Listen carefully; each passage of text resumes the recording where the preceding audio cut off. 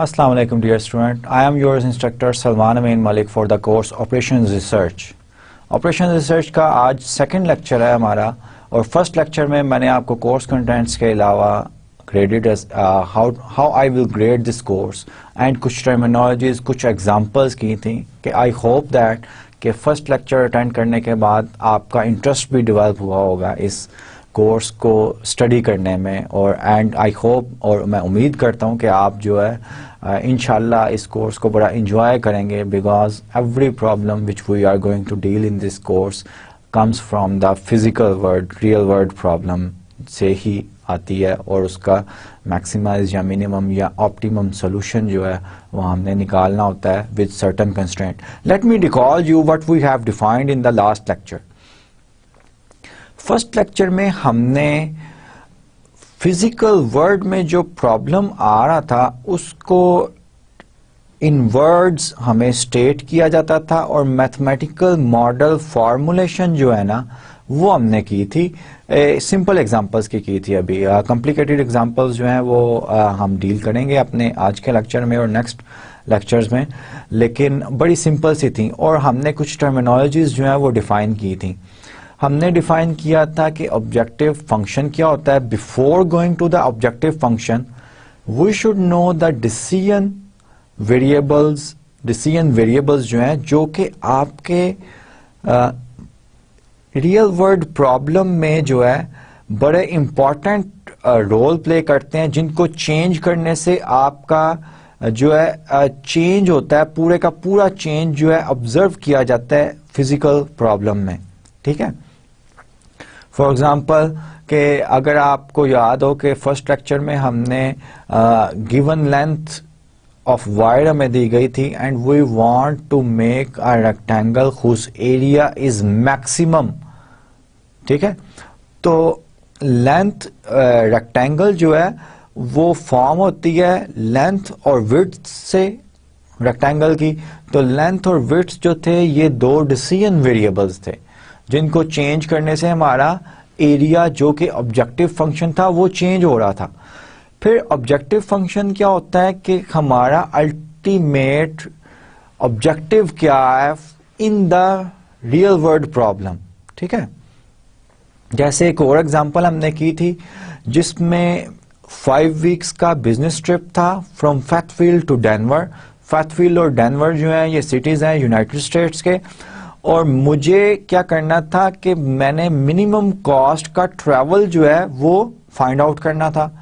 तो उसमें क्या था कि ऑब्जेक्टिव फंक्शन क्या था कि कॉस्ट को मिनिमाइज किया जाए और रिस्ट्रिक्शंस क्या थी कि मैं टेक ऑफ कर सकता हूं फ्रॉम फैथफील्ड ऑन मंडे और वापस आ सकता हूं ऑन वेडनेसडेज. अब ये जो रिस्ट्रिक्शंस होती हैं इनको मैथमेटिकली जब फॉर्मुलेट करते हैं तो हमारे पास इनइक्वालिटीज या इक्वेशंस आती हैं, उनको हम कहते हैं कि दीज आर द कंस्ट्रेंट्स. तो ये 3 बेसिक टर्मिनोलॉजीज ओआर की जो है ये हमने फर्स्ट लेक्चर में डिफाइन की थी और ओआर का इम्पैक्ट जो है रियल वर्ल्ड फिजिकल वर्ल्ड में सोशल लाइफ में डिफरेंट मैंने आपको स्लाइड एक प्रेजेंट की थी जिसमें दुनिया में डिफरेंट ऑर्गेनाइजेशंस ने ओआर टेक्निक्स यूज्ड करके they have saved a lot of money.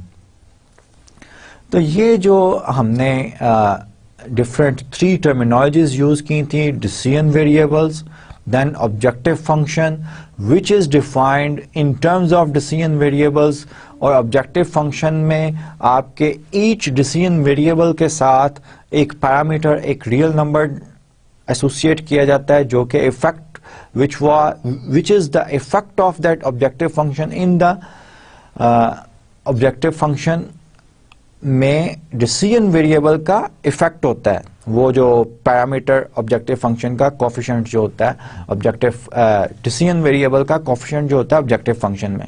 And then we have defined the constraints in fact restrictions होती हैं.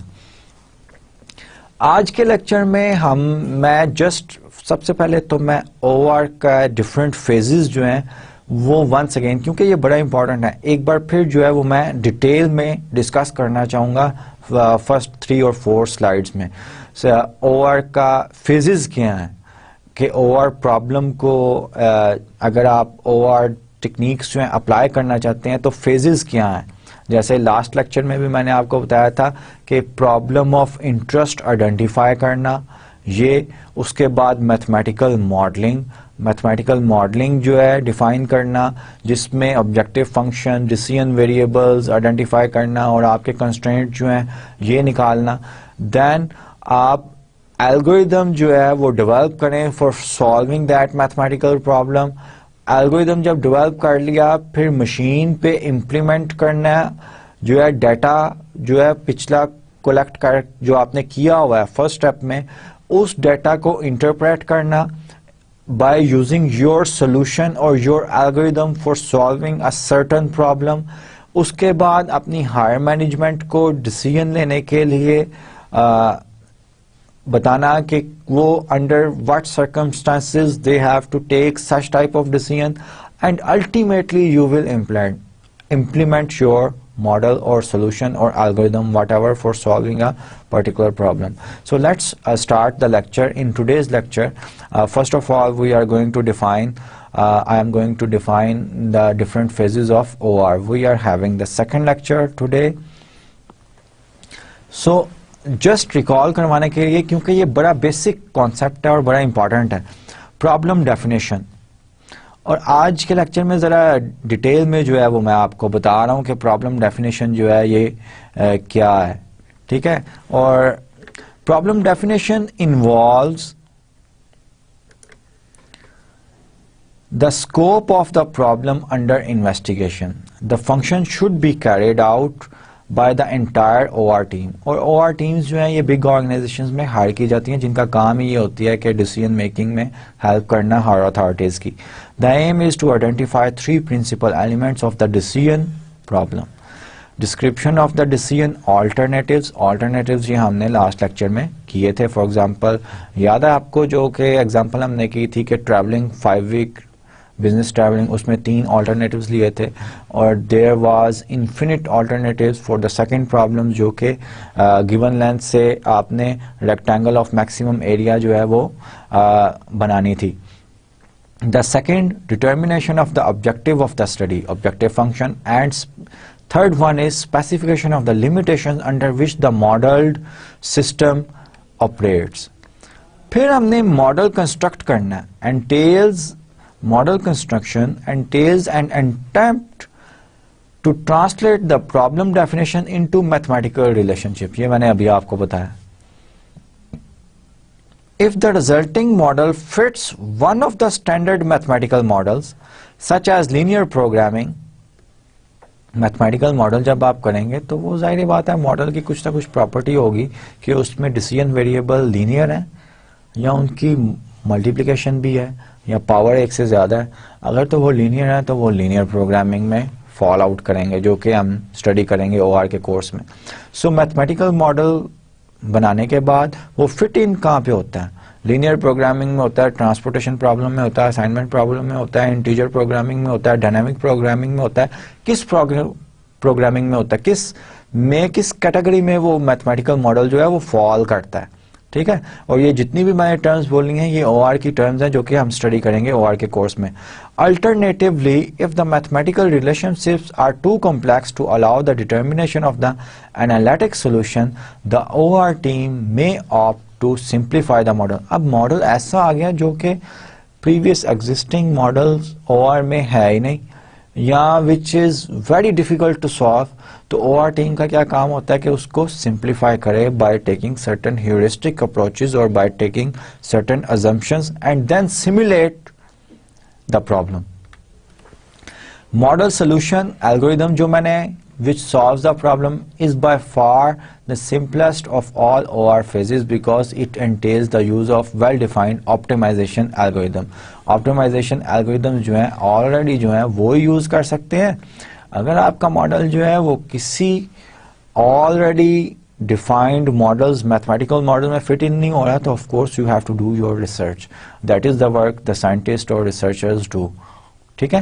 An important aspect of the model solution phase is sensitivity analysis। ये मैंने आपको explain किया हुआ है first lecture में, और डिटेल में भी इंशाल्लाह फोर्थ कमिंग लेक्चर्स में करेंगे। In fact for certain problems sensitivity analysis हम सीखेंगे कि किस तरह करते हैं। It deals with the obtaining additional information about the behaviour of the optimum solution when the model undergoes some parameter changes. तो सेंसिटिविटी एनालिसिस मैंने पहले भी बता दिया था और ये फॉर्मली डिफाइन किया गया। Sensitivity analysis is particularly needed when the parameters of the model cannot be estimated accurately। और रियल वर्ल्ड में यही होता है कि हम पैरामीटर्स जो है एक्यूरेटली मेजर नहीं कर सकते, तो सेंसिटिविटी एनालिसिस जो है फिजिकल वर्ल्ड प्रॉब्लम्स के लिए बहुत ज्यादा इंपॉर्टेंट है। In these cases, it is important to study the behavior of the optimum solution in the neighborhood of the estimated parameters।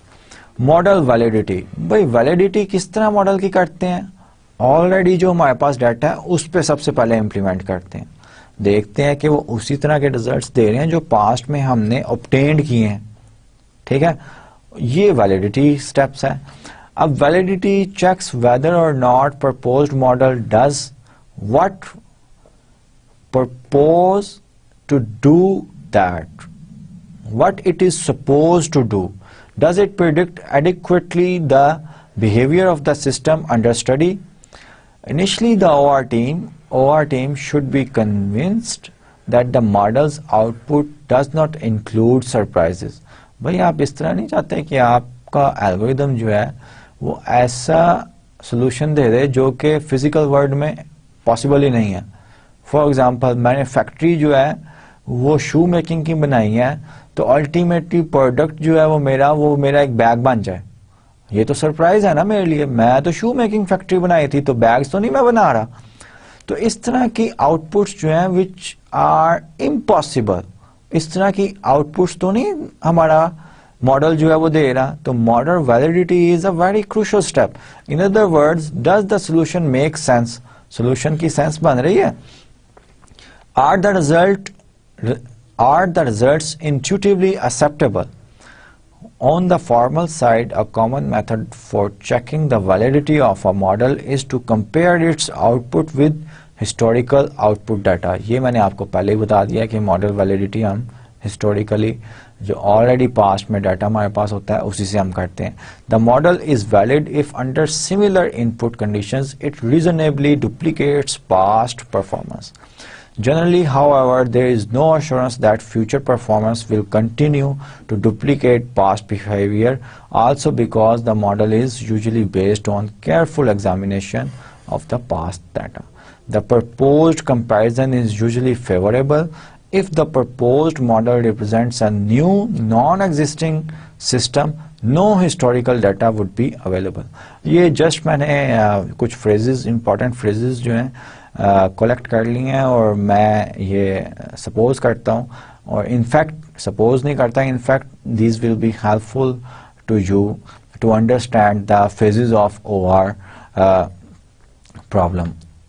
Implementation जो है ये लास्ट स्टेप होता है, ये मैंने पहले भी बताया था। Of the solution of validated model involves the translation of the results into understandable operating instructions to the issued to the people who will administer the recommended system। The burden of this task lies primarily with the OR team, and if the organization is not having the same result, then of course the burden OR team पे ही आएगा। और ये आपको responsibility as a human being, as a ethics, having the good ethics, आपको responsibility लेनी चाहिए।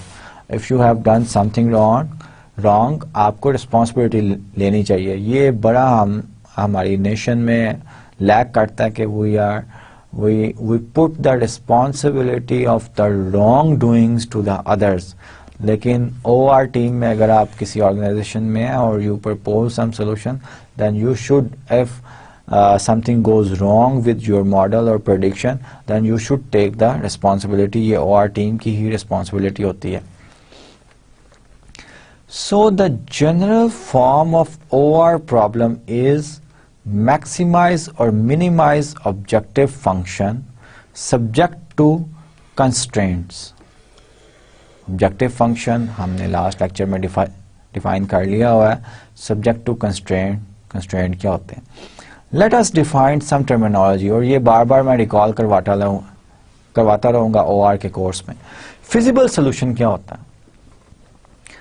Decision variables की ऐसी वैल्यूज जिनको पुट करें तमाम कंस्ट्रेंट्स में, so all the constraints should be satisfied. Satisfaction का क्या मतलब है कि अगर तो वो इक्वेशन है तो डिसीजन वेरिएबल की डिफरेंट वैल्यूज आपने डाली तो इक्वेशन सेटिस्फाई हो रही है। अगर इनइक्वालिटी है तो इनइक्वालिटी भी सेटिस्फाई हो, ठीक है। आई होप कि आपको इक्वेशन सेटिस्फेक्शन और इनइक्वालिटी सेटिस्फेक्शन का पता होगा। अगर नहीं पता होगा तो मैं आपको एक्सप्लेन भी कर दूंगा जब आप के कोई OR की पर्टिकुलर एग्जांपल आएगी, ठीक है। A solution of the model is feasible if it satisfies all the constraints. तमाम constraints को satisfy करे। जैसे for example 2W plus H was L, ये given length, if the problem, this is the constraint of the problem, that you are given a length and you have to form a rectangle of maximum area, ये constraint था। अब L जो है ये आपको given है, let's say L जो है वो 4 है, तो W equals 2 और H equals 1 solution हो सकता है प्रॉब्लम का, जो हमने फर्स्ट लेक्चर में डिस्कस किया था? नहीं हो सकता, क्योंकि 2 into 2 plus 1 जो है ये 4 के इक्वल तो नहीं है। ये 3 2s are 6, 4 के इक्वल होता है? नहीं। सो this is not a feasible solution. Feasible solution किस तरह का होगा? जैसे W equals 1 and H equals 1, ये पुट करें तो ये कंस्ट्रेंट सेटिस्फाई हो रहा है, 4 equals 4 आ रहा है। So such a solution is known as feasible solution, और ये एक से ज्यादा होते हैं। हम देखेंगे कि इन्फिनिट में नहीं होते हैं in fact. A common theme in OR is the search of optimal solution or the best feasible solution. अब optimal solution को भी define कर लेते हैं। An optimal solution for the original model may be far from the ideal for the real problem. अब जो real problem है, mathematical model का ऑप्टिमल सोल्यूशन आपने निकाला है, तो ये पॉसिबल है। इस तरह के एग्जांपल्स हैं कि आपका जो ऑप्टिमल सॉल्यूशन मैथमेटिकल मॉडल का आ रहा है रियल वर्ल्ड में वो बहुत वो अकर ही ना होता हो, पॉसिबल ही ना हो। So additionally analysis is needed, therefore post optimality analysis, यानी कि ऑप्टिमल सॉल्यूशन आपने निकाल लिया, पोस्ट ऑप्टिमल एनालिसिस जो है वो हम करते हैं, और इसी को ही sensitivity analysis is one of the post optimality analysis. In part post optimality analysis involves conducting sensitivity analysis, देखें जो मैंने आपको बताया था, to determine which parameters of the model are most critical, the sensitive parameters in determine the solution. A common definition of sensitive parameter is the following. अब sensitive parameter क्या होता है उसका ये following है, और ये मैंने आपको कहा हुआ है कि sensitive parameter is such a parameter जो कि objective function को a little bit change करें, parameter की value objective function भी change हो। For a mathematical model with specified values for all its parameters, the model's sensitive parameters are the parameters whose value cannot be changed without changing the optimal solution. अब optimal solution याद रखिएगा, हम objective function का ही अगर maximise या minimise करना है, objective function का ही ऑप्टिमल सोल्यूशन होगा, तो अल्टीमेटली ऑब्जेक्टिव फंक्शन ही चेंज हो रहा है ना आपका। ऑप्टिमल सोल्यूशन अगर चेंज हो रहा है, सेंसिटिव पैरामीटर ऐसा पैरामीटर है जो कि ऑप्टिमल सोल्यूशन को चेंज कर दे, इसका मतलब है कि ऑब्जेक्टिव फंक्शन आपका चेंज हो रहा है, ठीक है। क्योंकि बेस्ट ऑप्टिमल सोल्यूशन और best solution of objective function is known as optimal solution. तो यही मैंने आपको बात पहले भी बताई थी। तो आज जो है हम पहली एग्जांपल जो है वो OR प्रॉब्लम की डिस्कस करेंगे। इनफैक्ट हम फॉर्मुलेट नहीं कर रहे, once again we refer to this paper. ये पेपर जो है पब्लिश हुआ है और ये नीदरलैंड्स के वाटर रिसोर्सेज के अबाउट है, और इसका नाम रिजिक्स वाटर स्टैट ये रखा है, नीदरलैंड डच लैंग्वेज में ही है ये। द नीदरलैंड्स इसको डिस्क्राइब करते हैं, the Netherlands government agency responsible for water control and public works. ये इंपॉर्टेंट है, water control and public work, उसकी रिस्पॉन्सिबिलिटी ऑफ कोर्स गवर्नमेंट की ये रिस्पॉन्सिबिलिटी होती है। The Rijkswaterstaat commissioned a major OR study 1। OR study एक team hire की उन्होंने, उसने स्टडी की to guide the development of a new national water management policy. अब देखें कि गवर्नमेंट की हायर अथॉरिटीज जो है, प्राइम मिनिस्टर, फेडरल मिनिस्टर वगैरह, पॉलिसीज वो बनाते हैं, लेकिन उन्होंने हायर की OR टीम जो कि उनका डिसीजन मेकिंग में हेल्प कर सके bye their knowledge, by mathematical knowledge and algorithms which they have developed or which are being developed already. The new policy saved hundreds of millions of dollars in investment expenditures and reduced agriculture damage by about $50 million per year. देखें, it's a lot of money. Pakistan में हम इस तरह की study को बड़ा miss कर रहे हैं। हमारी पॉलिसीज भी जो हैं वो इसी तरह ही होनी चाहिए कि जो कि नेशनल इंटरेस्ट में हो। नेशनल इंटरेस्ट में मीन क्या है कि हमारा जो खजाना है, कौमी खजाना जो है, उसमें सेविंग्स, अगर हम कुछ कंस्ट्रक्ट कर रहे हैं या पॉलिसीज बना रहे हैं तो उसको मिनिमम रिसोर्सेज से मैक्सिमम आउटपुट, यही OR स्पेशलिस्ट का काम होता है। While decreasing thermal and allergy pollution, LG pollution जो है, आप ये देखें वो कंसिडर कर रहे हैं, थर्मल और एलर्जी पोल्यूशन को भी कंसिडर कर रहे हैं कि ह्यूमन बींग्स ने रहना है, we can not allow such a policy which polluted the environment, which pollutes the environment. इस तरह की हम नहीं कर सकते पॉलिसी जो है। Rather than formulating one mathematical model, अब एक मैथमेटिकल मॉडल के बजाय वो OR टीम ने, this OR study developed a comprehensive integrated system of 50 models, 50 different models जो है उन्होंने कंस्ट्रक्ट किए हैं। Furthermore, for some of the models, both simple and complex versions are developed. The simple version was used to gain basic insights, of course, including trade-off analysis. ये trade-off analysis क्या होता है ये भी हम study करेंगे. The complex version then was used in the final rounds of the analysis or whenever greater accuracy or more detailed outputs were desired. The overall OR study directly involved over 125 person years. यानी कि एक साल में OR study जो है वो directly involve करती थी 125 persons को. Effort more than 1/3 in data gathering, और डाटा गैदरिंग जो है ये बड़ा इंपॉर्टेंट जो है स्टेप है OR स्टडी का. तो 1/3 मैन पावर जो है OR टीम की वो डाटा गैदरिंग के लिए इकट्ठी की जाएगी. Created several dozen computer programs and structured an enormous amount of data. तो डाटा जो है उन्होंने कंस्ट्रक्ट किया.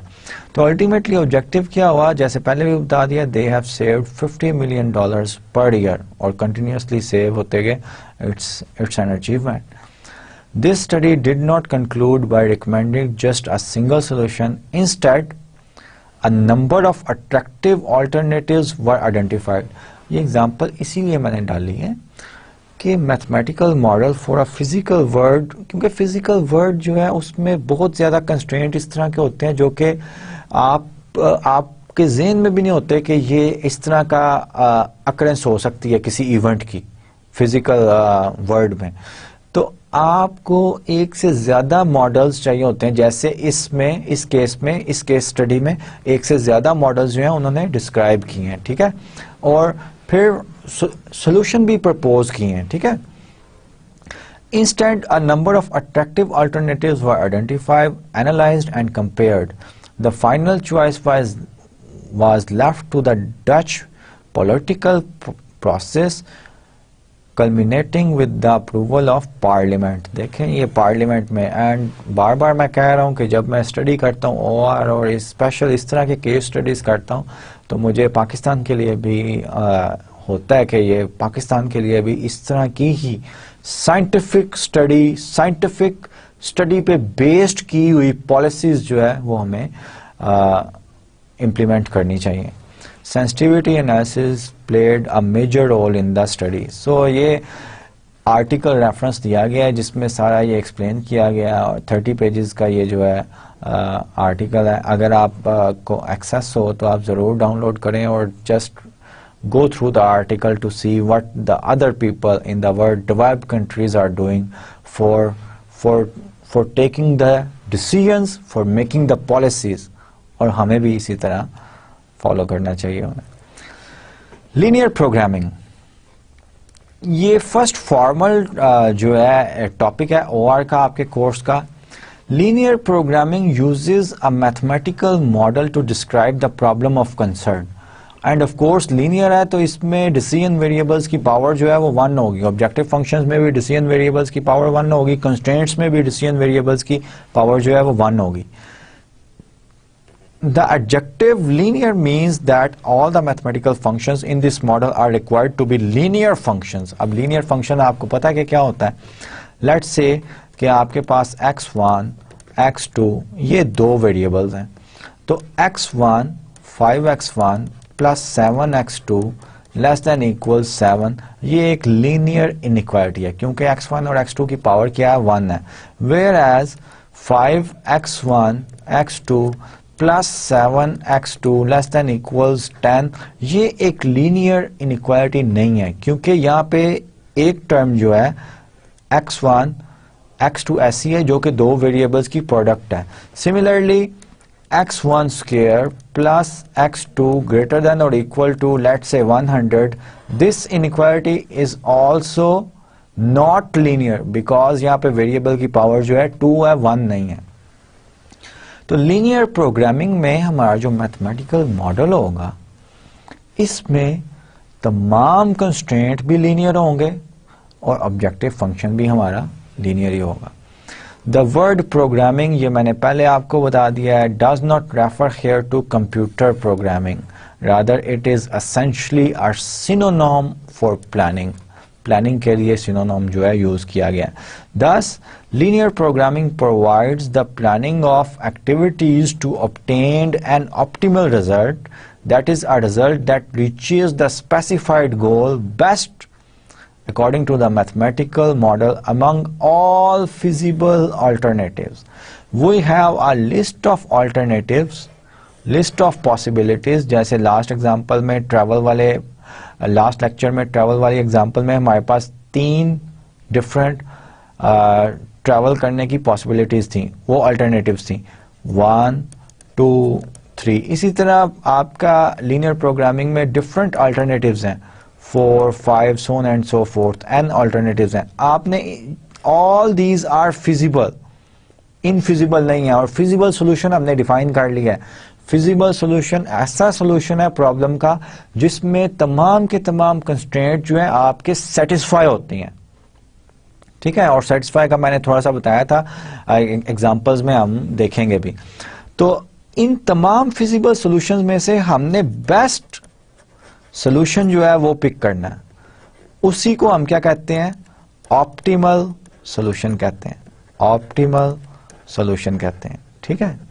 तो बेस्ट सॉल्यूशन जो है वो हमने पिक करना। अब ये एक एग्जांपल है, रियल वर्ल्ड एग्जांपल, जो कि in fact for a certain organization, this is the example from the real world which use the concept of the linear programming to facilitate themselves. Problem ये क्या है, the fueling of an aircraft can take place at any of the stopovers along the flight route। अब ये क्या मतलब है, जब आपके इंटरनेशनल ट्रैवल आप करते हैं, सपोज आपने लाहौर से फ्रांस पेरिस ट्रैवल करना है, तो फ्लाइट जो होती है आपकी वो स्टॉप ओवर करती है, स्टे करती है। फॉर एग्जांपल लाहौर से अगर एमिरेट्स एयरलाइन है तो लाहौर से वो दुबई जाएगी, दुबई से फिर पेरिस जाएगी। स्टॉप ओवर पे वो फ्यूल जो है वो प्लेन में फिल करते हैं, टैंकर जो है वो प्लेन के टैंकर जो होते हैं वो फिल करते हैं। अब अगर लाहौर में फ्लाइट है, लाहौर में तो फ्यूल प्राइस ज़्यादा होगी, दुबई में फ्यूल प्राइस कम होगी क्योंकि वो तो प्रोड्यूस करते हैं खुद से। तो प्रॉब्लम ये है कि हमने ऐसे स्टॉप ओवर्स पे अपने प्लेन के टैंकर्स जो हैं वो फिल करने हैं so that our cost of the fuel is minimized, cost of the fuel minimized हो। लेकिन जब हम इस तरह भी नहीं कर सकते, अगर हम फ्यूल को टैंक को फुल कर लेते हैं तो ऑब्वियसली प्लेन को फ्लाई करने में गैसोलीन जो है वो ज़्यादा फ्यूल ज़्यादा यूज़ करेगा क्योंकि वेट हमने डाल दिया प्लेन पे। तो हम taking in consideration that usage of gasoline और oil whenever we fly a plane from one destination to another destination, ये कंस्टेंट ज़हन में रखते हुए और फ्यूल प्राइस किन किन स्टॉप ओवर्स पे मिनिमम में हम चाहेंगे कि हम ऐसा प्लान करें कि हमारा जो है कॉस्ट जो है वो मिनिमाइज हो and we save our money. So this is exactly real world problem and they used linear programming technique for solving their problem and they saved a lot of money. Let's see on the slide. The fueling of an aircraft can take place at any of the stopovers along the flight route. ये stopovers मैंने आपको बताया। Fuel price varies among the stopovers. The potential savings can be realized by loading extra fuel. Call tankering, इसको air industry में हम tankering कहते हैं। At a cheaper location for use on subsequent flight legs. The disadvantage of tankering is the excess burn of gasoline resulting from the extra weight. ये मैंने आपको explain कर दिया। Linear programming is use to determine the optimum amount of tankering that balances the cost of excess burn against the savings in fuel cost. The study carried out in 1981 resulted in net savings of $350,000 per year in 1981. 1981 में इतनी big amount जो है उन्होंने per year save की by using the linear programming. अभी तक हम इस कोर्स में सेकंड लेक्चर में सिर्फ एग्जांपल्स पढ़ रहे हैं जो कि आपको रियलाइज करवा रही हैं the importance of operations research. ठीक है, और ये इसलिए भी हैं कि आपका इंटरेस्ट भी ओआर में डेवलप हो। अब this is the first example in which we will formulate the mathematical model correspond to a real world problem, जो फिजिकल प्रॉब्लम हमें है। द रेडीमिक्स कंपनी, ये एक कंपनी का नाम है जो कि पेंट जो है बनाती है। अब पेंट दो तरह के होते हैं, इंटीरियर पेंट जो अंदर रूम्स वगैरह में हम यूज करते हैं और एक्सटीरियर पेंट जो कि बाहर हम यूज करते हैं। अब let's see what is the problem. Reddy Mikks produces both interior and exterior paints from two raw materials. These raw materials are denoted by M1 and M2. The following table provides the basic data of the problem. और ये data जो होता है ये बड़ा important होता है OR problems में कि you should have the correct data. और ये आपको physical factory for example ये ready-mix वाले ही data दे सकते हैं। इसी तरह नादरा वाले पाकिस्तान में if we have to do something optimization in for example ballot papering की ट्रांसपोर्टेशन में, तो हमें नादरा वाला ही या इलेक्शन कमीशन वाला ही बता सकते हैं ना कि भाई हमने बैलेट पेपर जो है यहाँ पे इन पोजीशंस पे ट्रांसपोर्ट करना है तो हमें लेस कॉस्ट में इन पोजीशंस पे ट्रांसपोर्ट करने का रूट जो है आप बता दें। तो ओआर स्पेशलिस्ट जो है ये काम करेगा पाकिस्तानी गवर्नमेंट के लिए या इलेक्शन कमीशन ऑफ पाकिस्तान के लिए। लेकिन डाटा जो है वो ultimately election commission of Pakistan ही देगा ना कि भाई हमने लाहौर में 110 जगहों पे बैलेट पेपर पहुंचाने, कोयटा में 80 प्लेसेस पे बैलेट पेपर पहुंचाने हैं, ठीक है। ये इंफॉर्मेशन तो आपको आपका यूजर या कंपनी ही देगा ना। So this table represents the information which the Reddy Mikks company provides us. अब ये टेबल हम देखेंगे कि इस टेबल का what does it mean. Exterior paint ये रॉ मटेरियल है M1 और M2, और ये एक्सटीरियर पेंट में उसके यूनिट्स जो है इन टन्स, कितने टन यूनिट जो है एक्सटीरियर पेंट में यूज होता है रॉ मटेरियल 1 का। 6 ton unit, 1 ton 6 ton unit जो है एक्सटीरियर पेंट के लिए यूज होता है। Tons of raw material per ton of exterior paint, 6 units जो है एक्सटीरियर पेंट का रॉ मटेरियल 1 में यूज होता है। इंटीरियर पेंट में 4 होता है। Maximum availability in tons of material M1 is 24. Raw material M2 exterior paint में इसका 1 टन यूनिट जो है 1 यूनिट जो है यूज होता है। इंटीरियर पेंट में 2 यूनिट्स होता है और मैक्सिमम अवेलेबिलिटी 6 यूनिट है, जो कि यूनिट हमारा टन है। और ठीक है, प्रॉफिट इन $100,000। एक्सटीरियर पेंट जो है 5 पैरामीटर है इसका प्रॉफिट ऑब्जेक्टिव फंक्शन में, जो कि हम कंस्ट्रक्ट करेंगे इस इंफॉर्मेशन से, इस टेबल से। इंटीरियर पेंट जो है वो 4 जो है यूनिट या 4 यूनिट्स जो है, और ये इट मींस $5,000 पर ईच टन जो है प्रॉफिट हमें आता है। इट मींस $4,000 जो है वो इंटीरियर पेंट के सेल में हमें प्रॉफिट जो है आता है। अब ये कंस्ट्रेंट्स हैं, limitations हैं। These are the limitations which will lead to the formation of the constraints. A market survey indicates that the daily demand for the interior paint cannot exceed that for the exterior paint by more than 1 ton. ठीक है कि daily demand of the interior paint cannot exceed that for the exterior paint by more than 1. इसको हम transform करना सीखेंगे। ये limitation है market. Also the maximum daily demand for the interior paint is 2 tons. Market की ये है कि मैक्सिमम जो है डिमांड जो है वो 2 टन है। तो 2 टन जितनी मैक्सिमम डिमांड है उससे ज़्यादा तो हम नहीं बनाना चाहेंगे पेंट।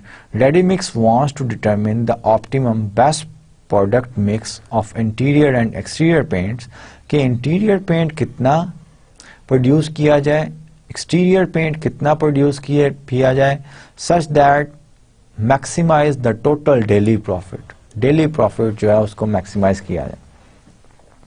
अब इसके लिए हमारा 3 स्टेप्स हमें करने पड़ेंगे। डिसीजन वेरिएबल्स डिफाइन करेंगे हम। लेट्स डिसीजन वेरिएबल क्या है कि कितने टन्स ऑफ इंटीरियर पेंट और कितने tons of exterior paint daily produce किया जाए।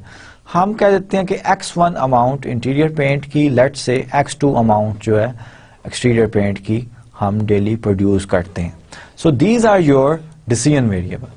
तो decision variable that we seek to determine objective function that we need to optimise.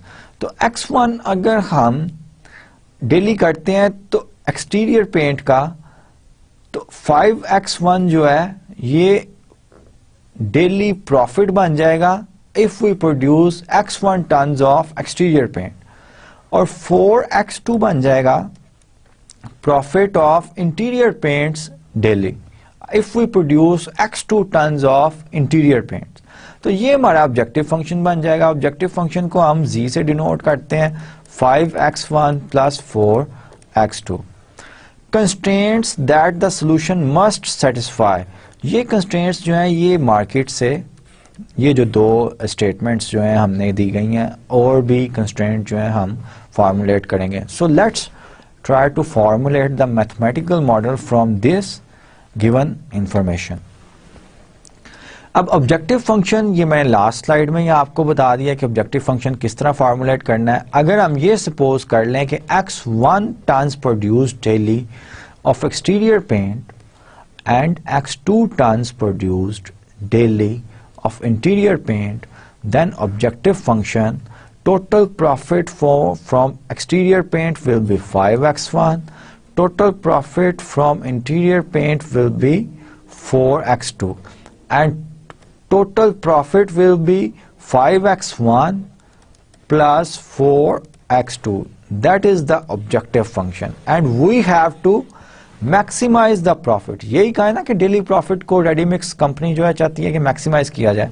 Usage of raw material by both paints availability should be less than और equal to maximum raw material available.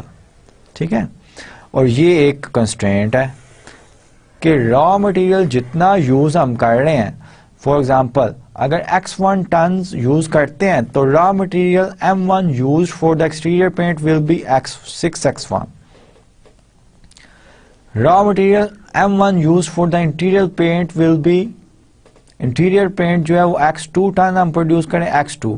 So 6x1 plus 4x2 ये raw material है जो हम x1 और x2 tons of exterior and interior paint produce करने में use कर रहे हैं.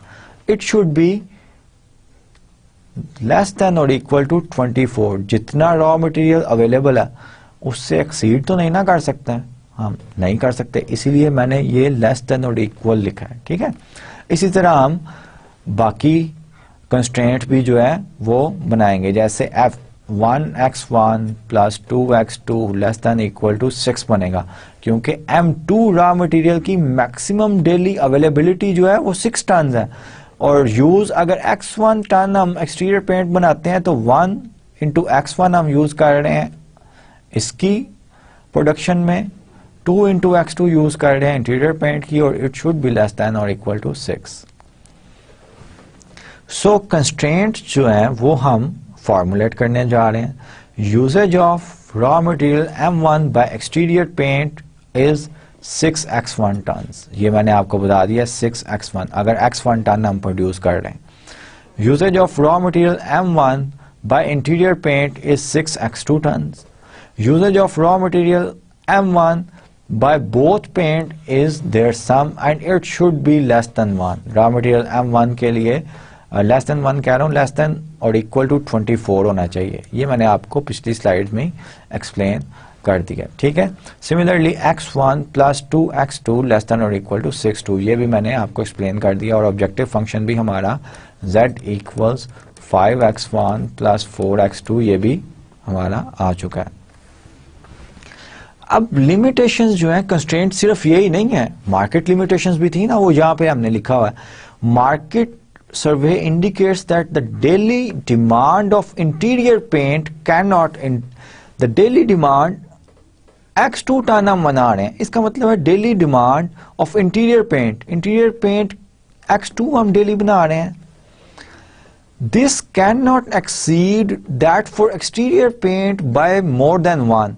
यानी कि ये एक्सीड नहीं कर सकती exterior paint more than 1. Exterior paint जितना हम प्रोड्यूस कर रहे हैं प्लस 1. ये सेंटेंस ये इंफॉर्मेशन हमें दे रहा है. अब इस कंस्ट्रेंट को अगर मैं वेरिएबल्स एक तरफ ले जाऊं, I can write it as x2 minus x1 less than और equal to 1. So this is the one of the market constraint. Also the maximum daily demand for interior paint is 2 tons. अब हम जितनी हमारी demand है market की उससे ज्यादा तो प्रोड्यूस नहीं ना कर सकते, क्योंकि उससे ज्यादा प्रोड्यूस करेंगे वो तो हमें फिर ट्रांसपोर्ट करके वेयर हाउसेस में ले जाना पड़ेगा और वो कॉस्टली होता है. ठीक है, तो हमारा x2 जो है उसकी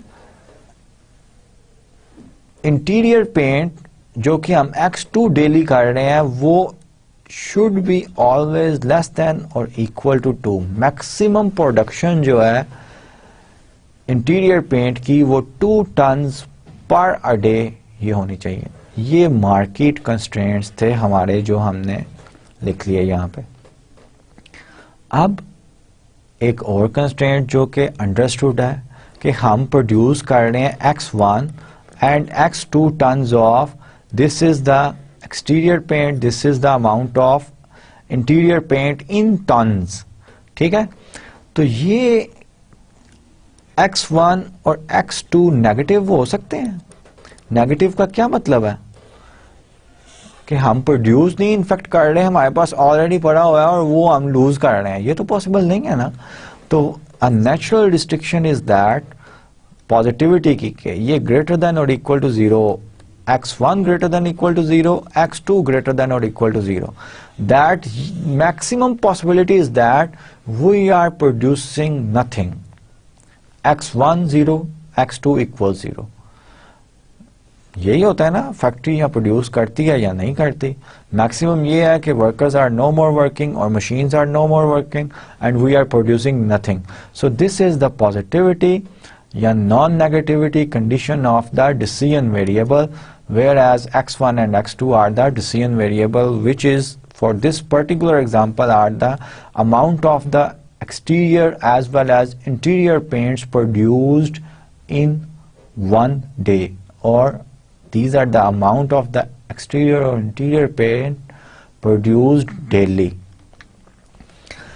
तो रेडी मिक्स प्रॉब्लम जो डिस्क्राइब किया गया था उसकी मैथमेटिकल फॉर्मुलेशन जो है वो ये आ गई, maximize, which is the objective function, ये हमारा objective function है, we have to maximize this function subject to these constraints। जितने भी constraint थे ये रॉ मटेरियल 1 के correspond था, ये रॉ मटेरियल 2 के correspond था, ये मार्केट की जो थी वैल्यू थी कि x2 can not exceed the demand of x1 plus 1 ton, ठीक है। x2 इंटीरियर पेंट जो है उसकी मैक्सिमम डिमांड जो है 2 टन्स डेली है।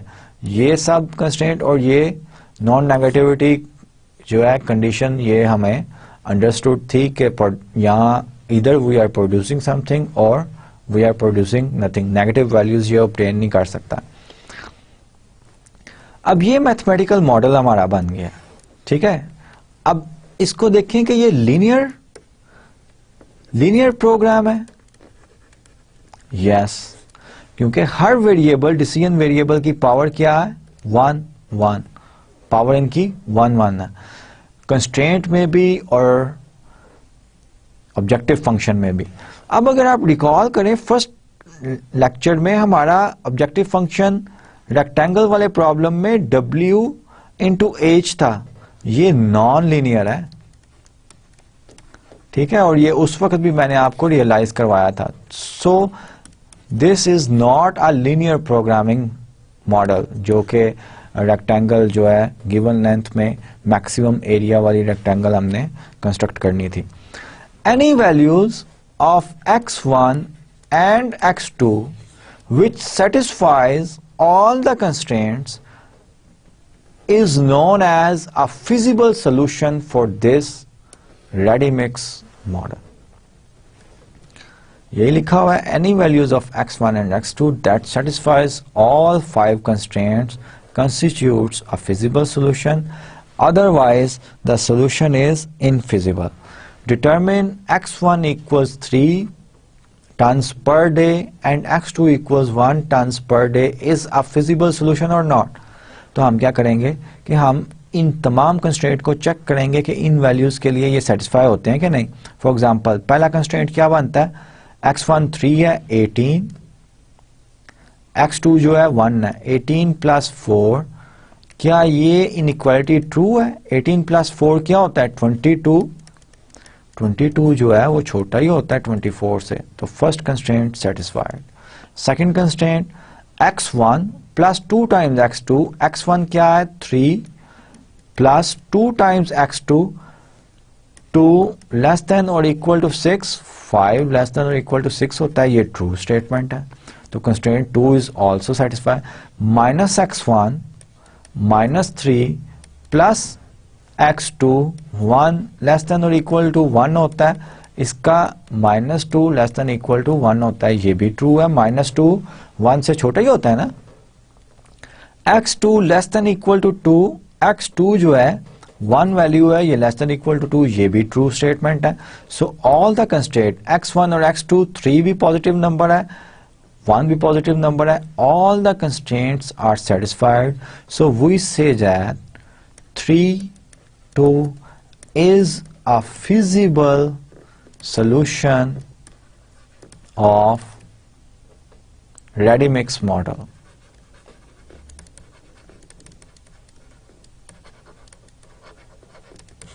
ठीक है, अब ये एक ही फिजिबल सॉल्यूशन नहीं है, there are many feasible solution, in fact infinite many feasible solution, ये हम देखेंगे.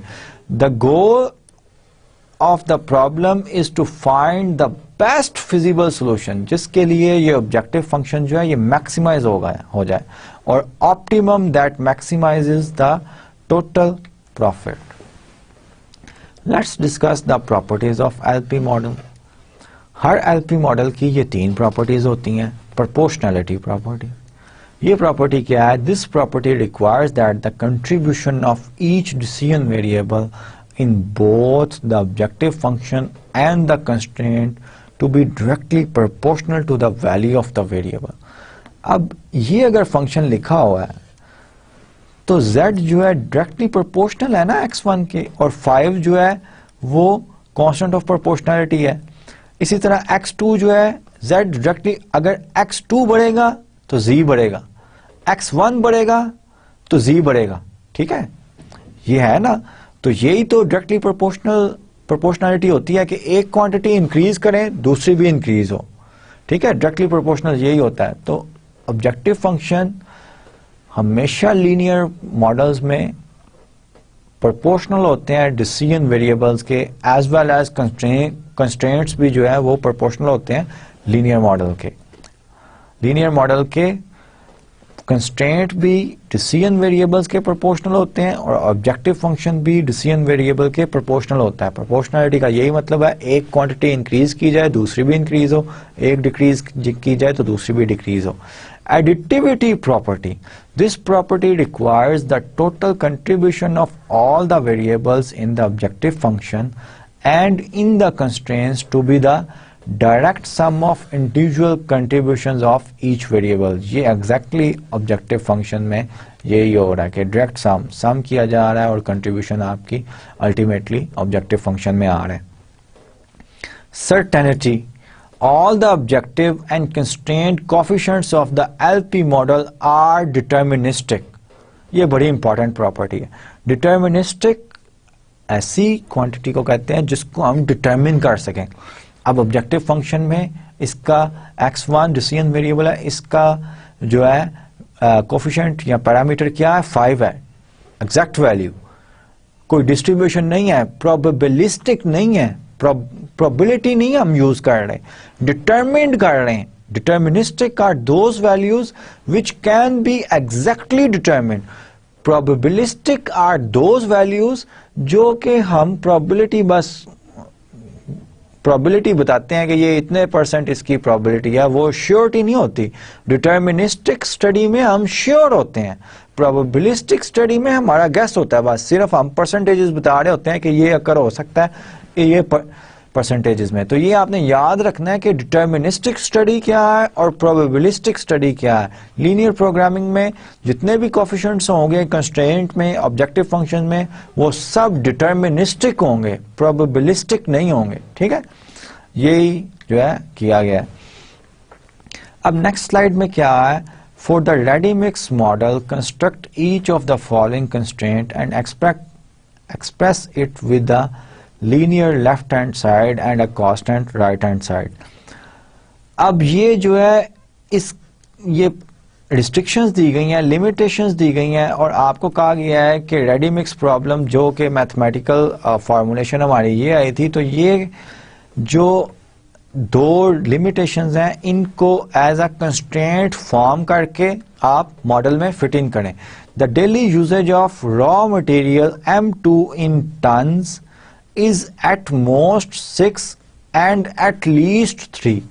इसका मतलब है कि X usages of raw material M2 का यूजेज जो है वो ज्यादा से ज्यादा 6 टन हो सकता है और कम से कम 3 टन हो सकता है. इसका मतलब है M2 का यूजेज ये था हमारा. Let me see in the slide के M2 का यूजेज क्या था. टेबल से मैं पता चल रहा है कि M2 का सेकंड कंस्ट्रेंट था विच इज x1 + 2x2. ठीक है, तो ये कंस्ट्रेंट M2 के कॉरस्पॉन्ड है। तो मैक्सिमम यूजेज जो है 6 टन्स है, वो तो ये इनइक्वालिटी ही कर रही है, एंड एटलीस्ट 3 टन्स, इसका मतलब है 3 टन से ज्यादा इसका यूजेज होने चाहिए। So x1 plus 2 x2 less than equal to 6। So this constraint will be replaced by this one if we have this restriction।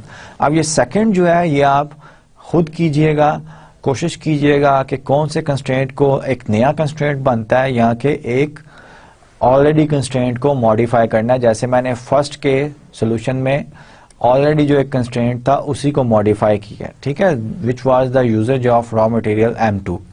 Let's go to the next slide. Determine the best feasible solution among the following feasible and infeasible solutions of the ready-mix model। अब ready-mix model में different x1 और x2 की different values दी गई हैं और हमने ये study करना है कि ये जो है feasible हैं कि नहीं है। पहले ये बात बतानी है। अगर feasible है तो best फिजिबल सॉल्यूशन जिसका नाम हमने ऑप्टिमल सॉल्यूशन रखा है और ऑप्टिमल सॉल्यूशन रखा है वो हमने बताना है, वो निकालना है कि ऑप्टिमल सॉल्यूशन क्या है, ठीक है। फॉर एग्जांपल x1, तो मैं कंस्ट्रेंट चेक करूंगा x1 इक्वल्स 1, x2 इक्वल्स 4, ये सब सेटिस्फाई करता है। x1 for example first constraint x1 equals 1 और x2 इक्वल्स 4 के लिए क्या बनता है 6 प्लस 16 जो कि सेटिस्फाई कर रहा है। 1 plus 8 less than equal to 6, ये जो है 9 लेस देन इक्वल टू 6, ये तो फॉल्स है। फॉल्स, एक कंस्ट्रेंट भी सेटिस्फाई नहीं हो गया, so this solution is infeasible. ये फिजिबल है ही नहीं, इनफिजिबल है ये, ठीक है, क्योंकि एक कंस्ट्रेंट जो है वायलेट हो गया। नेक्स्ट है x1 2 x2 2। पहला कंस्ट्रेंट जो है उसके लिए ये 12 plus 4 2s are 8 less than equal to 24 satisfy हो रहा है। x1 2 है, सेकंड कंस्ट्रेंट क्या बन रहा है 2 प्लस 2 2s are 4, ये लेस देन इक्वल टू 6 है। Yes, this is true. इसका मतलब है नेक्स्ट मैं चेक करूंगा -2 प्लस 2, ये constraint less than equal to 0 है, ये 0 लेस देन इक्वल टू 1 होता है, ये भी ट्रू है। x2 2 है, 2 लेस देन इक्वल टू 2 है, ये भी ट्रू है, ठीक है। लेस देन और इक्वल का मतलब होता है इन दोनों में से कोई एक भी ट्रू हो तो ये इनइक्वालिटी ट्रू होती है। तो यहाँ पे 2 इक्वल्स 2 हो रहा है, ठीक है, तो ये भी ट्रू है। बोथ वैल्यूज आर, दोनों वैल्यूज जो है पॉजिटिव है, so this is feasible solution. ये क्या है, फिजिबल सोल्यूशन है। All constraints are satisfied. अब x1 इक्वल्स 3 और x2 इक्वल्स 1.5, इसको भी आप चेक करें। x1 equals 2, let's say x1 equals 2 और x2 इक्वल्स 1 जो है इसको हम चेक करते हैं। ये जो है इसके लिए 6 2s are 12 plus 4 less than equal to 24 satisfied. 2 plus 2 less than equal to 6 satisfied. -2 plus 1 less than equal to 1, -1 less than equal to 1 satisfied। x2 1 less than equal to 2 satisfied, both are positive values, so this is also feasible solution। अब ये feasible हो सकता है, ये तो ये वाला constraint positivity वाला, नॉन नेगेटिविटी वाला, सॉरी, ये सेटिस्फाई नहीं कर रहा। -1 जो है ये ग्रेटर देन इक्वल टू 0 तो नहीं है, सो ये इनफिजिबल सोल्यूशन हो गया। अब ये आप देखेंगे, इसको भी चेक कर लेते हैं। 6 3s are 18 plus 1.5 into 4, 1.5 into 4 ये क्या बनता है, ये 6 बनेगा, और 6 1.5 into 4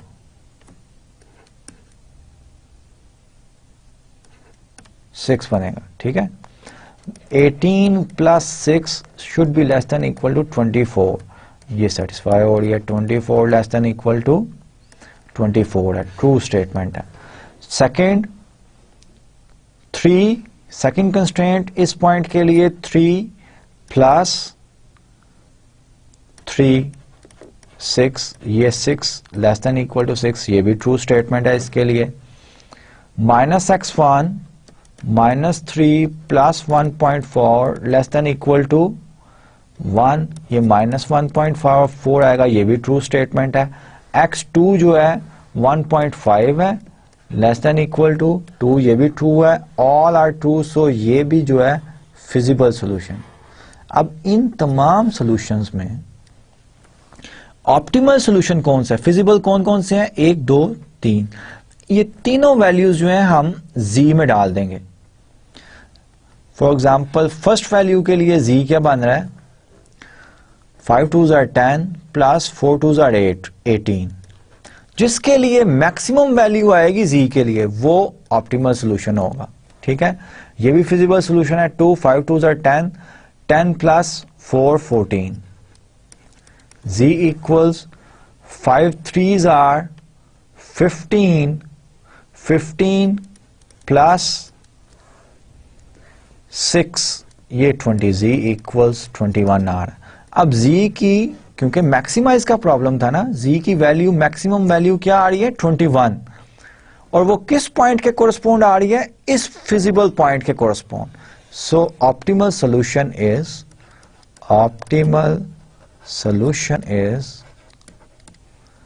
x1 equals 3, x2 equals 1.5. This is the optimal solution of ready mix problem whenever these are the 3 feasible solution. इससे ज्यादा भी feasible solution possible है, लेकिन इन feasible solutions में best feasible solution जो है वो x1 equals 3, यानी कि इसको इंटरप्रेट करें तो क्या मतलब है इसका, कि x1 with these 3 solutions, इसका क्या मतलब है, इस सोल्यूशन का क्या मतलब है कि x1 आप 2 टन्स प्रोड्यूस करें। x1 क्या था, एक्सटीरियर पेंट था, एक्सटीरियर पेंट 2 टन्स प्रोड्यूस करें, और इंटीरियर पेंट भी 2 टन्स प्रोड्यूस करें। फॉर एग्जांपल इस फिजिबल सॉल्यूशन को मैंने फिजिकली इंटरप्रेट कर दिया।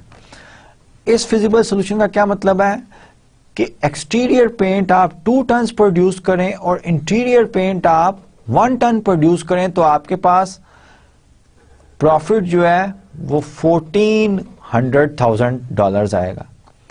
इसके लिए प्रॉफिट कितना बन रहा है, $1,800,000। इन दोनों में से बेहतर कौन सा है, ऑफ कोर्स ये है कि x1 आप 2 tons exterior paint 2 tons produce करें और इंटीरियर पेंट भी 2 टन्स प्रोड्यूस करें।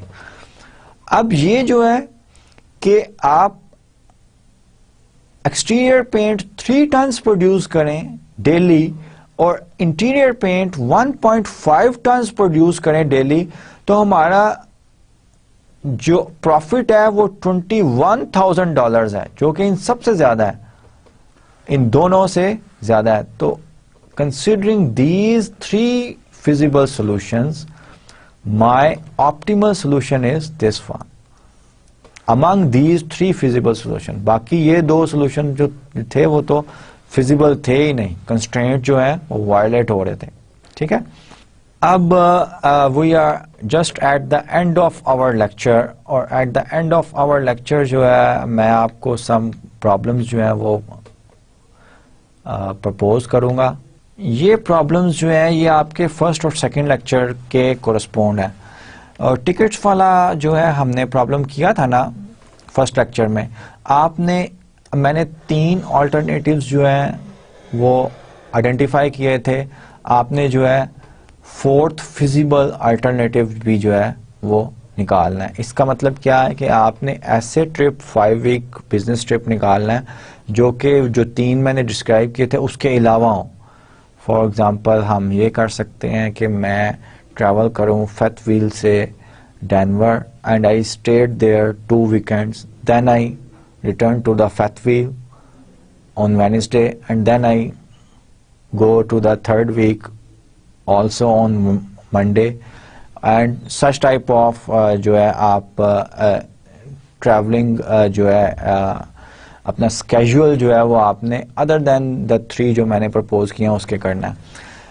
Question number second is in the rectangle problem, जो कि फर्स्ट लेक्चर में हमने किया था, identify 2 feasible solution and determine which one is better. Feasible solution आपने आइडेंटिफाई करके जो है बेटर वन जो है, इन अदर वर्ड्स ऑप्टिमल सोल्यूशन जो है वो आपने डिस्क्राइब करना है।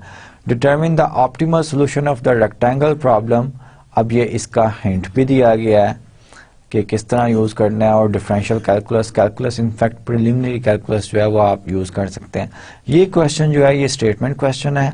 Amy, Jim, John and Kelly, these are 4 person are standing on the east bank of a river and wish to cross the west side using a canoe.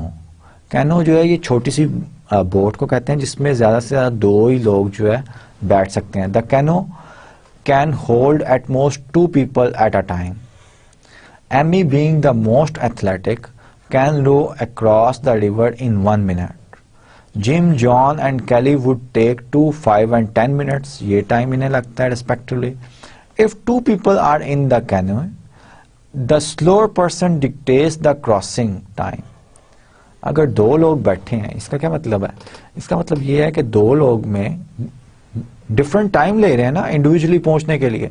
अगर 2 लोग बैठे हैं तो हम जो मैक्सिमम टाइम है ना वो कंसीडर करेंगे कि एक रिवर बैंक से दूसरे रिवर बैंक पे कितना टाइम लगेगा उन दोनों में। फॉर एग्जांपल कि अगर एमी और कैली कैनो में बैठे हैं तो कैली को 10 मिनट्स लगते हैं, एमी जो है वो कितने मिनट्स में, 1 मिनट में पहुंच जाती है। तो ये दोनों अगर बैठे हैं तो मैक्सिमम 10 है ना, तो दोनों बैठे हैं तो मैक्सिमम 10 मिनट्स में ये पहुंचेंगे। ये रिस्ट्रिक्शन है। If 2 people are in the canoe the slower person dictates the crossing time. ठीक है, इसका मतलब ये है the objective is for all 4 people to be on the other side of the river in the shortest time. Objective ये है कि shortest possible time में तमाम लोग जो हैं वो रिवर की दूसरी साइड पे पहुंच जाएं। Identify at least 2 feasible solution. आपने ऑप्टिमल सोल्यूशन नहीं निकालना, सिर्फ 2 फिजिबल सोल्यूशन निकालने। ऑप्टिमल हम सीखेंगे नेक्स्ट लेक्चर्स में। Crossing the river, remember that the canoe is the only mode of transportation. और ये डिस्टिंक्शन बड़ी इंपॉर्टेंट है कि आप इस तरह नहीं कर सकते कि सिर्फ एक आदमी बैठ के कैनो में दूसरी तरफ चला जाए तो बाकी लोग कैसे आएंगे, क्योंकि वो ही सिर्फ कैनो जो है एक स्मॉल बोट जो है वो ही ट्रांसपोर्ट है रिवर से एक बैंक से to other side of the bank जाने की, ऑफ द रिवर के जाने की। ठीक है, तो इसको आपने सिर्फ 2 फिजिकल सॉल्यूशन जो है वो लिखने हैं। ये प्रैक्टिस प्रॉब्लम्स हैं जो कि फर्स्ट लेक्चर के और कोरस्पॉन्ड हैं, तो ये आपको ज़रूर अटेम्प्ट करने चाहिए और आपकी एक्सरसाइज में भी प्रॉब्लम्स करने चाहिए। We are at the end of our lecture.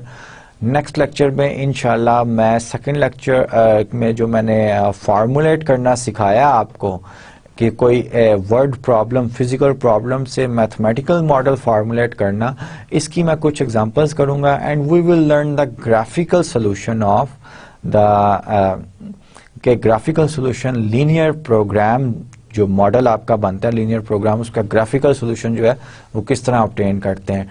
Till then take care of yourself. अल्लाह हाफिज।